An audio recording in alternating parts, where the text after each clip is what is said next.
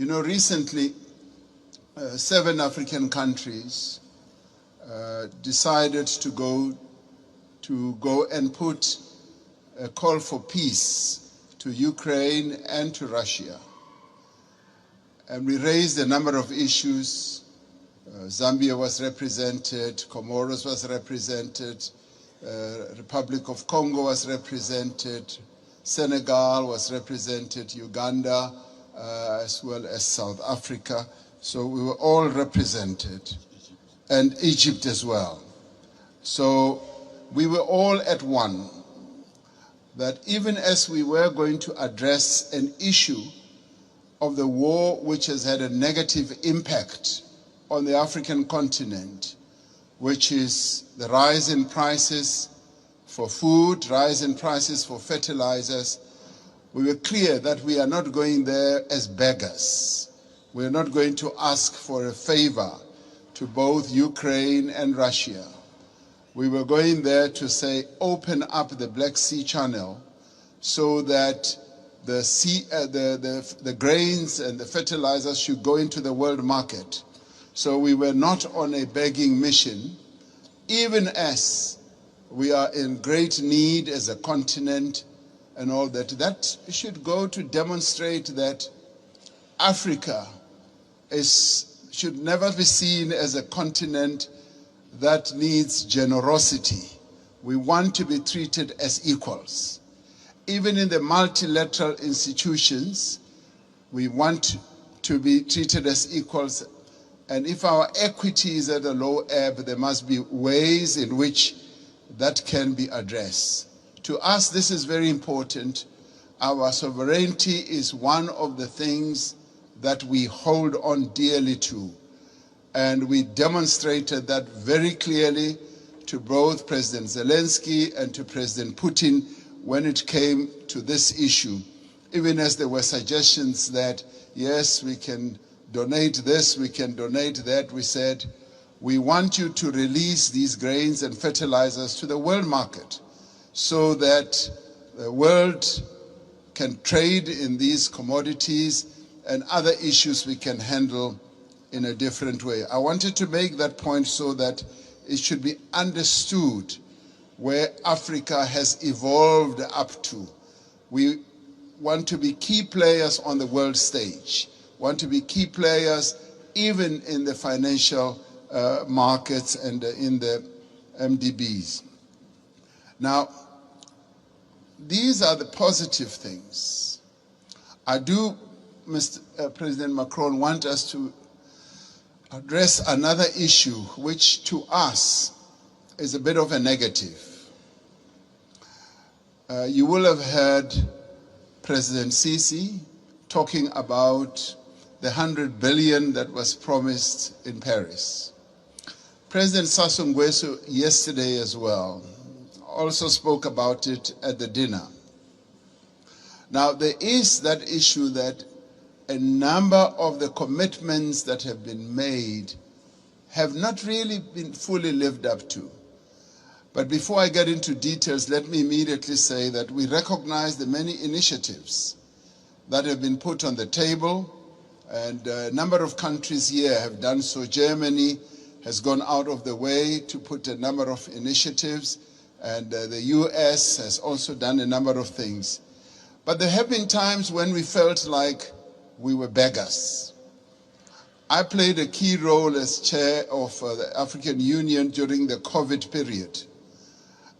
We felt like we were beggars when it came to vaccine availability, when we felt we needed access to vaccines, and the Northern Hemisphere countries had bought all the vaccines in the world, and they were hogging them. And they didn't want to release them at the time when we needed them most. And we felt like we were begging. And at times it felt like they would just be droppings from the table, that yes, we will give you that and that. And let me tell you something that generated a lot of resentment. We resented that, and it got worse when we said we want to manufacture our own vaccine. And when we went to the WTO, there was a lot of resistance, enormous resistance. And we kept saying, what is more important, life or profits by your big pharmaceutical companies? And that too, I must tell you now, generated and deepened that disappointment and resentment on our part, because we felt like life in the Northern Hemisphere is much more important than life in the global South. And these are issues that need to be addressed. And I'm glad that we are all seated here like this, because we've got to get to the heart of these matters and address them. Now, I come to promises that have been made. And Chancellor Scholz was saying, we've got to walk the talk. Yes, we want to see the talk being walked. President Sassou Nguesso yesterday said at the dinner, $100 billion was promised per year. And he was saying, I've never seen that. And many of us will testify that that $100 billion has never really been made available.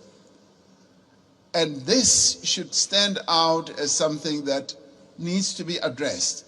Because sometimes we sit at conferences like this and say, yes, we'll make this available, and we believe you. We believe you, but now the tire must hit the tar. We must now see action flowing from that. Now, I want to then talk about something very practical. President Sassou Nguesso raised it yesterday. He said he would be happy if flowing from this summit, we do something very practical on the infrastructure side.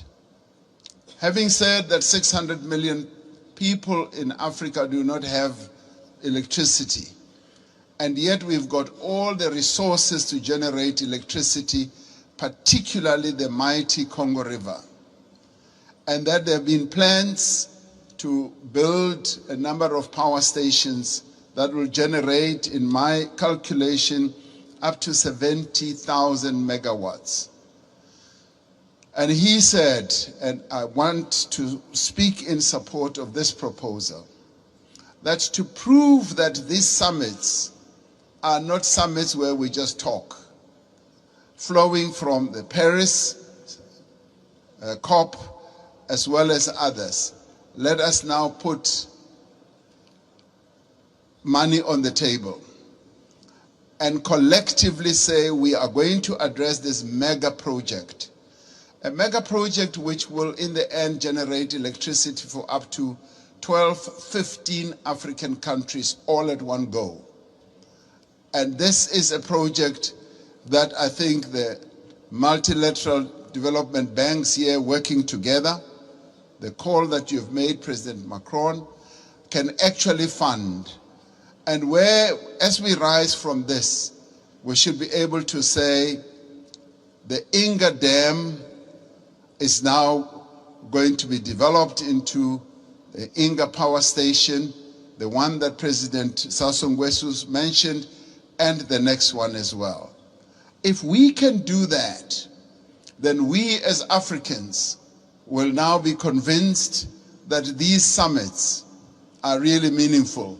We will now go home and say, you know what, it's worthwhile going to these summits, coming to Europe, and to listen to all the promises because they are willing to act on the promises.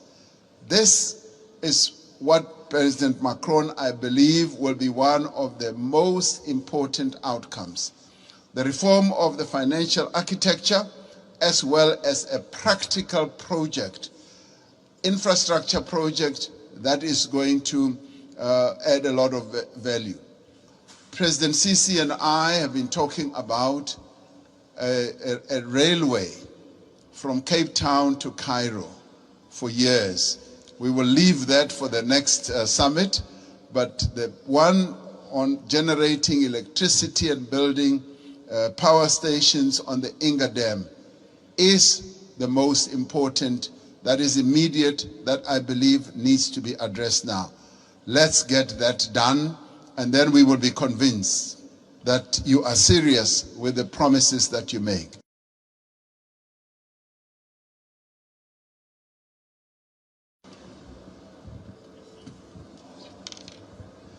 Thank you very much, President Macron.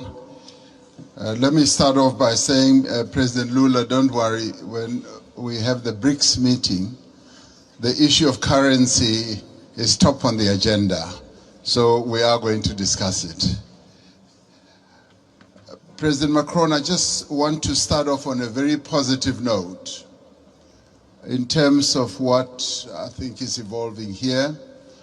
I think there is consensus that is clearly embraced by everyone that we need to address climate and poverty because they go together, there's a nexus. And as it were, we need to burn the candle on both sides. So that's important, so that's agreed. And we all recognize and accept that we need capital at scale to address the key challenges that many countries in the world face, particularly the developing economy countries. And we also would be agreed that there needs to be more cooperation and coordination between your development banks, multilateral development banks, and the private sector. There needs to be coordination so that there is no fragmentation, which you kept talking about.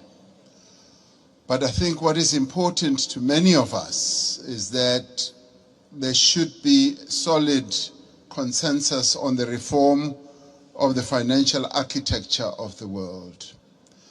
Because without that reform, the dreams and the objectives that we have to address our challenges will not be realized. And those reforms need to touch on a whole range of issues. Mr. Mo Ibrahim yesterday even spoke about something that we may think is insignificant, that the boards of directors of your multilateral institutions are not made up of independent directors. They are largely internal people or shareholders. So that in itself, for us, it's an important reform. We also need to look at the distribution of the special drawing rights. I find it a bit difficult to be told that this is set in the rules and it will forever be like that, and that it's either you get 0 or you get 34 billion. In our view, this is not a zero-sum game. It's a game where we all need to be dealt with equity in an equitable manner. And there is a need for reform in that regard as well. And the other important thing for this to happen, it will help us not to participate as unequal cousins in these institutions. It will help us to participate fully, and so that we don't have a sense that we are beggars, that we are being dealt with out of generosity. I think it's important in the new era that the world is in now that there should be a good measure of equality among sovereign nations. Thank you.